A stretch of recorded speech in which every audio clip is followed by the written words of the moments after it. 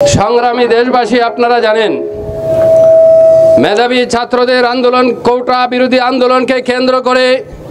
সারা বাংলাদেশে যখন শান্তিপূর্ণ বৈষম্যমূলক কোটা বিরোধী আন্দোলন এক যুগে চলছে,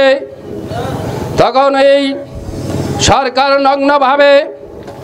আমাদের বিশ্ববিদ্যালয়ের নিরীহ ছাত্রগুলাকে, মেধাবী ছাত্রগুলাকে অন্যায়ভাবে পাখির মতো গুলি করে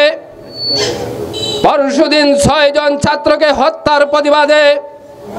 ইসলামী আন্দোলন বাংলাদেশের মুহতারাম আমির চরমনারী পীর সাহেব কর্তৃক ঘোষিত তারই প্রতিবাদে আজকে সারা বাংলাদেশে একযোগে এই পেশিবাদী সরকারের বিরুদ্ধে, খুনি সরকারের বিরুদ্ধে আজকের এই বিক্ষোভ পরবর্তী সমাবেশে ইসলামী আন্দোলন বাংলাদেশ